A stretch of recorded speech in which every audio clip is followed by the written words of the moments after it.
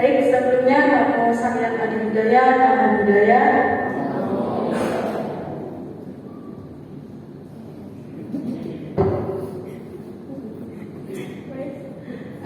Izinkan kami memperkenalkan diri secara live. Kami dari Prodi Pendidikan Keagamaan Buddha semester 5. Saya sendiri umurnya Alim dan di samping saya ada Cici dan Putri. Ya, perkenalkan nama saya Agesti Vidya Putri.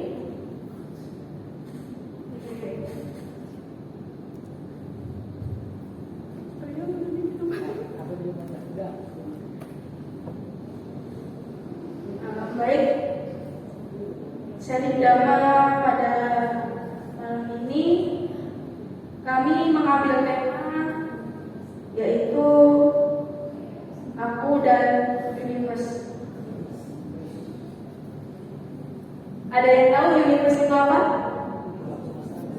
Pinter banget Mas. Tepuk tangan dong guys.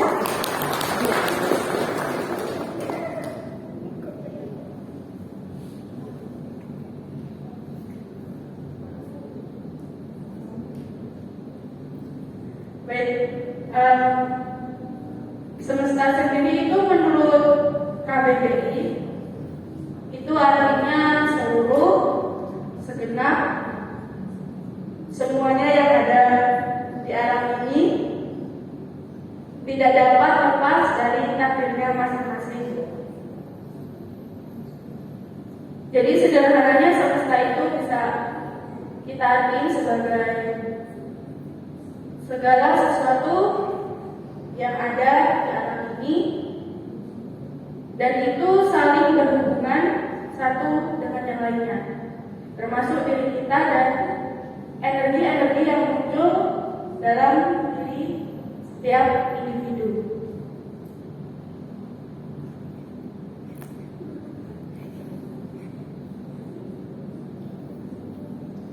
Energi di sini itu kita ibaratkan seperti perasaan kita dalam merespon sesuatu. Ada perasaan sedih, perasaan marah, senang.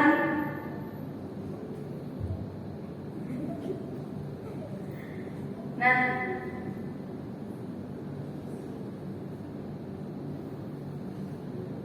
kehidupan manusia ini kan diliputi oleh yang namanya duka, penderitaan. Nah, penderitaan ini kita anggap sebagai problematika yang ada di bumi ini.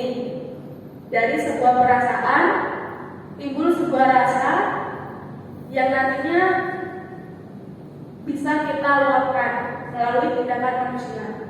Nah, tindakan manusianya ini biasanya sering mengarah ke hal-hal yang salah gitu ya. Jadi bisa dibilang semesta itu kadang lelah gitu, melihat perilaku kita yang kayak gitu.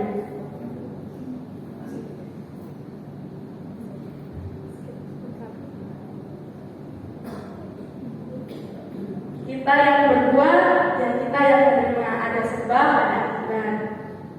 Nah, selanjutnya kan secara Buddhis ada tuh konsep alam semesta secara Buddhis yang biasa kita dengar, kita sebut sebagai pancanyama atau hukum kosmis.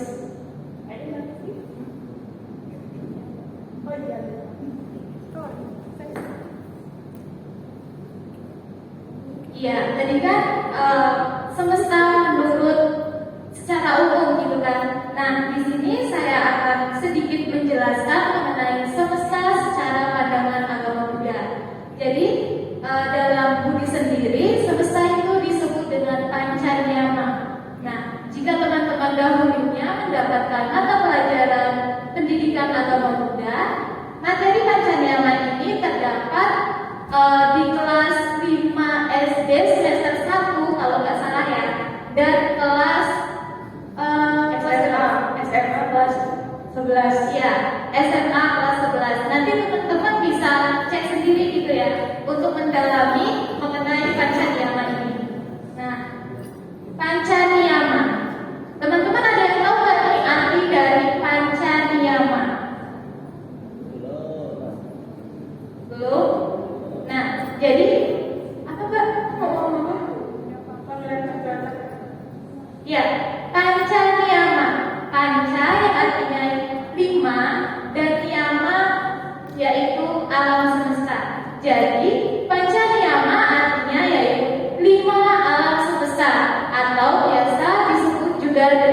hukum tertib kosmis.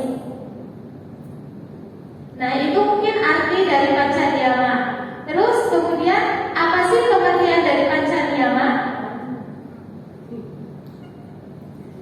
Pengertian dari Pancadiyama adalah salah satu konsep dalam agama Buddha. Nyontek sedikit ya, karena mau belajar. Konsep dalam agama Buddha mengenai hukum-hukum yang bekerja di alam semesta. Nah, hukum ini merupakan hukum sebab akibat. Jadi, setiap peristiwa atau setiap kejadian yang ada di alam semesta ini pasti ada sebabnya, nggak mungkin nggak ada. Nah, yang mengatur ini adalah hukum 5 niyama atau hukum alam semesta. Nah, 5 hukum alam semesta ini apa aja? Ada yang tahu?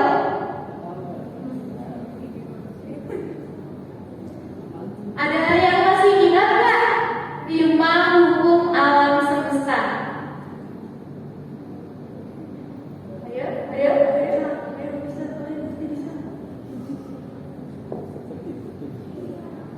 Yang pertama itu inisialnya dari U. Nah, iya. Jadi 5 hukum alam semesta. Yang pertama itu ada U, yang kedua ada bija, yang ketiga ada kama, yang keempat ada cita, dan yang terakhir ada dhamma niyama. Nah, tadi kan hukum alam semesta menurut dalam Buddhis. Nah, sekarang tadi kan tema kita kan aku dan universe atau aku dan semesta. Nah, aku dalam Buddhis diriku ini adalah manusia kan. Nah, aku kalian manusia bukan guys.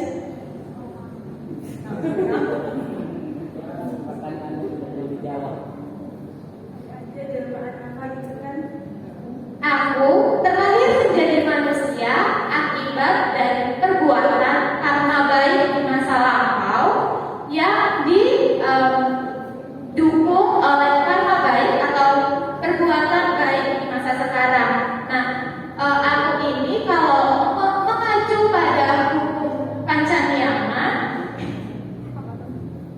itu masuk pada Pancadiyama yang ketiga, yaitu kama niyama. Nah, untuk lebih jelasnya mengenai kelima hukum Pancadiyama ini akan saya coba jelaskan sedikit demi sedikit. Yang pertama yaitu utu niyama.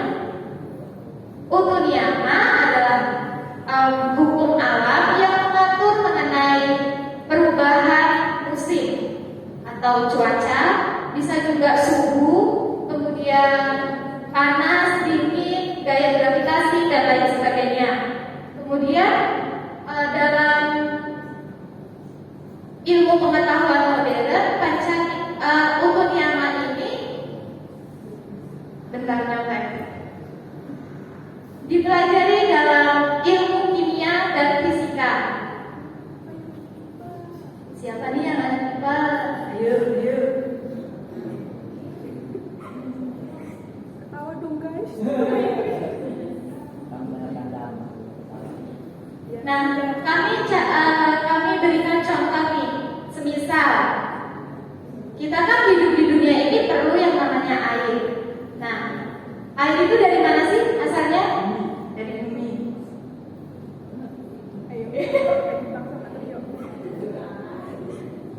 Bisa juga dari hujan, ya kan?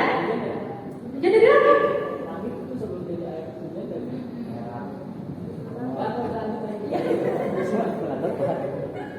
Ya, kita kasih perumpamaan dari air itu dari hujan gitu ya. Nah, hujan ini merupakan salah satu contoh dari si utu niyama ini.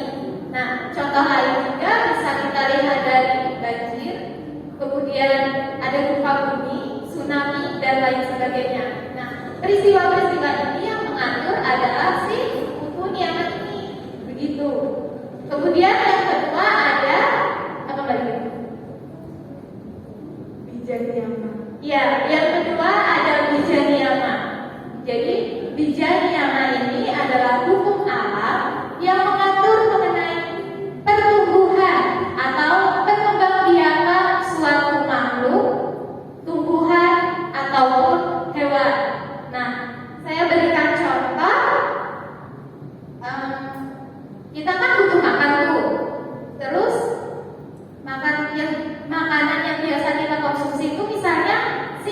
nasi. Nah, nasi ini berasalnya dari mana sih? Dari gabah. Nah, gabah.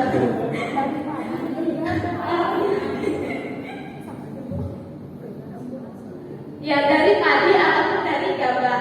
Nah, kan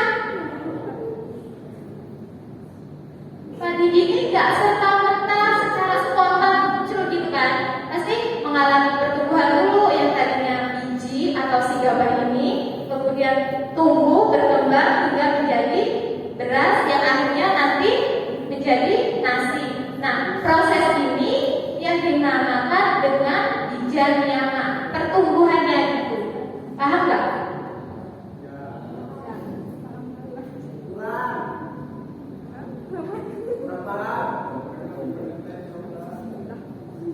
Kalau kurang paham bisa cari searching di Google ataupun banyak sendiri di Google banyak, ataupun bisa lihat tutorial di YouTube.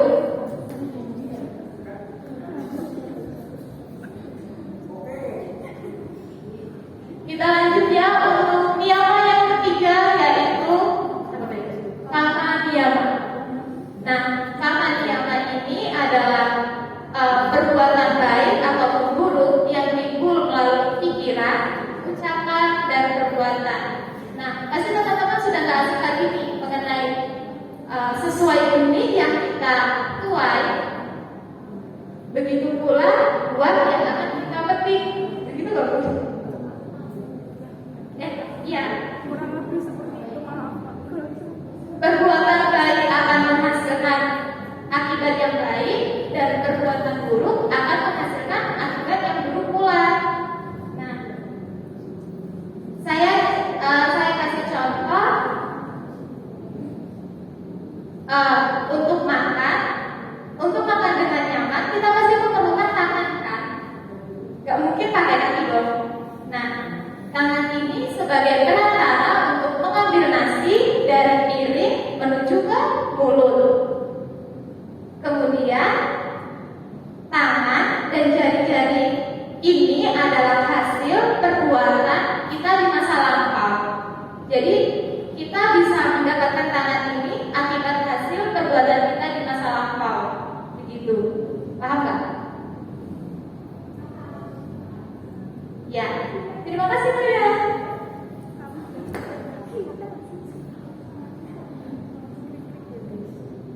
Kita lanjut untuk pancanyama yang keempat, yaitu citanyama. Nah, citanyama ini adalah hukum yang mengatur tentang cara bekerjanya pikiran atau kesadaran makhluk hidup. Nah, dalam ilmu pengetahuan modern saat ini, citanyama ini dapat dipelajari pada ilmu psikologi. Siapa nih barunya yang psikologi? Pasti sudah paham. Nah, untuk contohnya sendiri,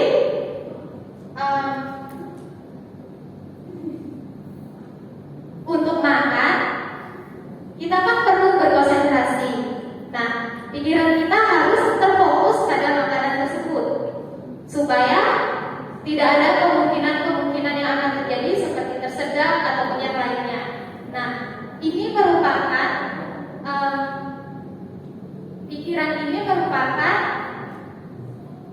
pikiran kita ini diatur oleh niyama yang keempat, yaitu cita niyama. Untuk yang terakhir yaitu dhamma niyama. Dhamma niyama ini adalah hukum yang mengatur mengenai kejadian alam yang istimewa ataupun khusus. Misalnya saat Pangeran Siddhartha lahir, kemudian Pangeran Siddhartha mencapai penerangan sempurna, dan Pangeran Siddhartha dan Buddha Gautama telah parinibbana. Nah, saat Pangeran Siddhartha lahir itu kan beliau sudah dapat berjalan sebanyak 7 langkah, dan di setiap langkahnya itu muncul bunga teratai. Kemudian beliau juga bisa langsung berbicara. Nah, ini merupakan salah satu contoh dari pancanyama yang kelima, yaitu dhamma niyama. Nah, untuk dikaitkan dalam kehidupan sehari-hari,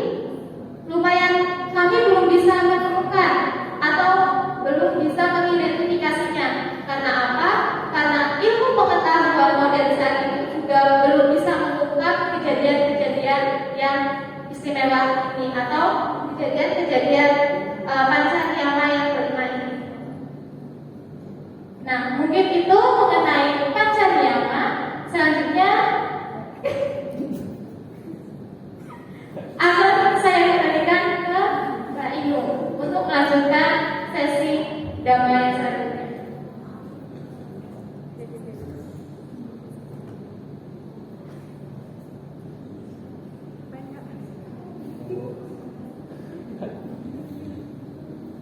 Nah, terkait energi tadi yang kita ibarati sebagai perasaan,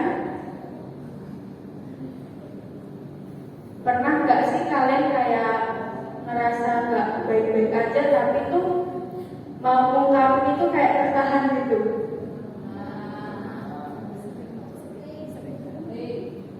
Sering, sangat sering, menderita sekali. Nah, tentunya tiap orang kan pernah merasa sedih, terus kayak ingin nangis, ingin teriak gitu ya, ingin meluapkan unek-uneknya gitu, tapi tertahan. Kenapa bisa tertahan? Kalian tertahan?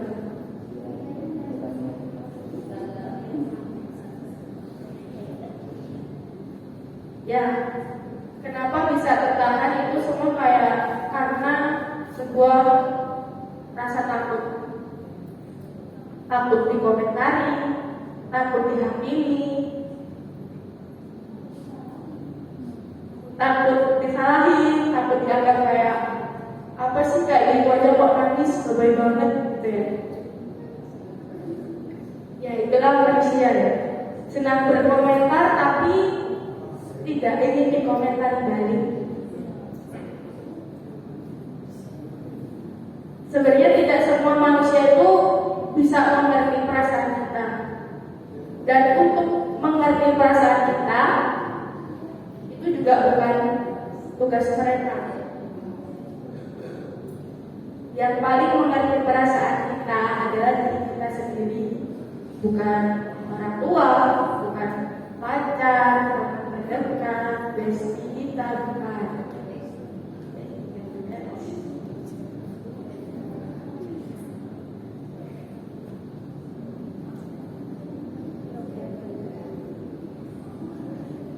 Mungkin mereka dari luar itu bisa merasakan energi yang kita rasain kayak segitu.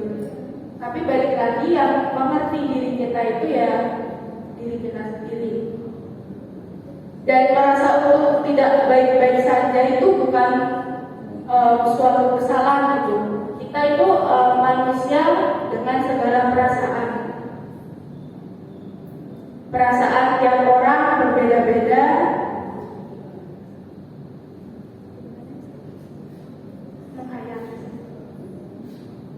Ada kalanya kita juga harus menjenguk diri kita gitu, keluar dari zona kayak memikirkan orang lain, mendengarkan ya seperti itu.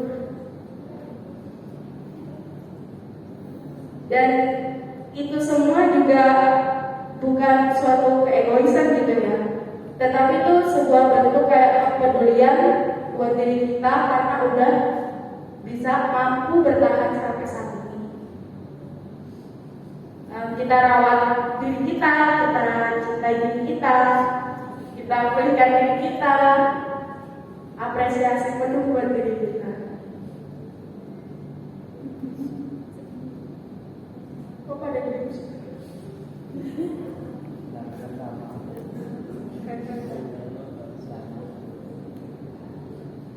ini saya juga ada kalimat sederhana ya yang saya ambil dari tulisan seorang Isaris West. Dia mengatakan,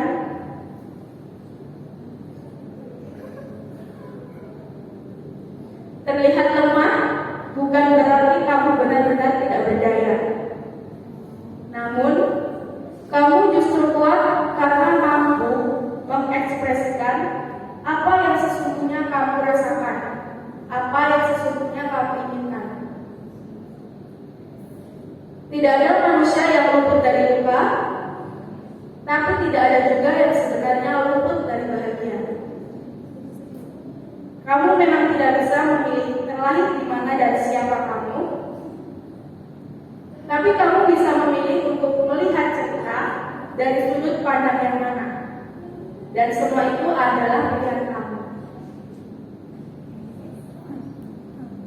Nah, kemudian bagaimana cara yang tepat untuk merasa nggak baik-baik aja? Caranya bagaimana?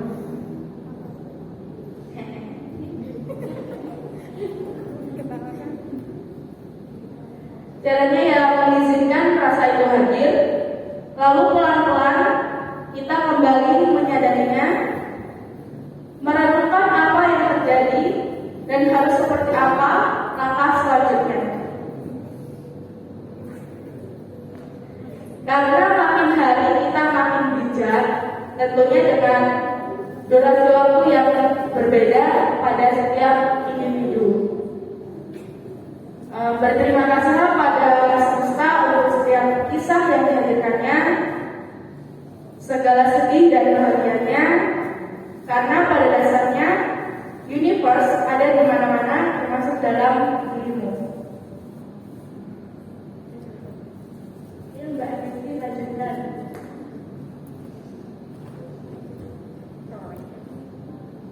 Iya, jadi inti dari segala ini, tema kita pada malam hari ini yaitu aku dan universe adalah kita sebagai manusia yang terlahir di dunia ini sudah sepatutnya bersyukur dan mampu menyikapi, melestarikan segala sesuatunya yang ada di semesta. Nah, sebelum kami menutup sharing dhamma kali ini, izinkan saya menyampaikan kalimat sederhana dari seorang mindfulness. Beliau juga merupakan seorang konselor dan juga seorang penulis blog Buddhis, yaitu Cicaring Swas, yang tadi juga sudah disebut oleh Mbak Inung. Jadi, terima kasih untuk kamu yang sudah bertahan. Terima kasih untuk kamu yang sudah berjuang. Terima kasih untuk kamu yang sudah berusaha. Terima kasih untuk kamu karena tidak menyerah. Terima kasih sudah terlahir di dunia. Terima kasih sudah mencoba. Terima kasih telah menjadi dirimu. Tidak apa-apa jika terkadang kamu merasa tidak baik-baik saja. I love you. So, please cintai dirimu sendiri. Terima kasih universe. Terima kasih semesta dan terima kasih untuk semuanya.